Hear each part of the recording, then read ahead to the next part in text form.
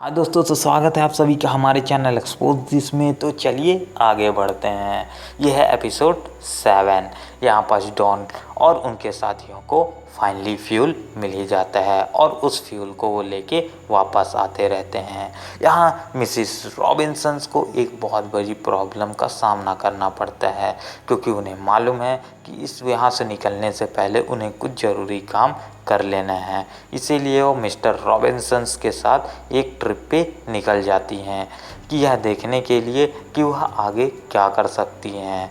इसी कारण वह एक चैरेट को लेकर अपने पति के साथ निकल जाती हैं, बट वो एक फंस जाती हैं एक बहुत बड़ी प्रॉब्लम में, जब उनका चैरेट एक टर्ग में फंस जाता है, यानी एक कुआं टाइप का दलदल जिसमें वो धीरे धीरे डूबती जाती हैं। यहाँ डॉन के सामने एक बहुत बड़ी मुसीबत आ जाती है, क्योंकि सामने अर्थ फूटता हुआ नज़र आता है, यानी CO2 की वजह से अर्थ में ब्लास्ट होते हैं लगातार।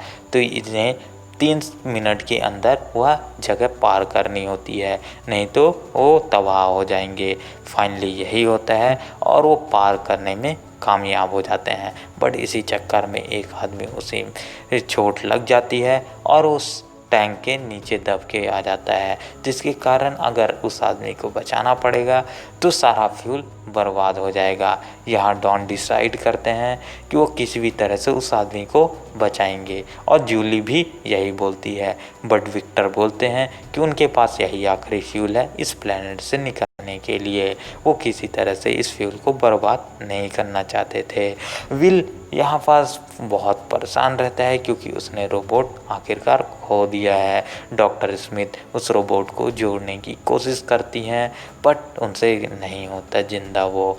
आगे यहाँ पास उस फाइनली इस चैरेट में उन लोग फंस जाते हैं, और जिसके कारण वो धीरे धीरे डूबते ही चले जाते हैं। अब इन्हें फाइनली उस चैरेट से बाहर निकलना होता है, Mrs Robinson and mister Robinsons को। यहाँ पास उस मरीज की हालत में काफ़ी बदलाव आता है और वो जीवित तो बच जाता है, बट फ्यूल नहीं बचता, बहुत ही कम बचता है। फाइनली उसी फ्यूल के साथ उनको वापस जाना पड़ता है, और आगे जाते जाते एक और खबर आने वाली रहती है कि वो आप आगे जाके सुनेंगे।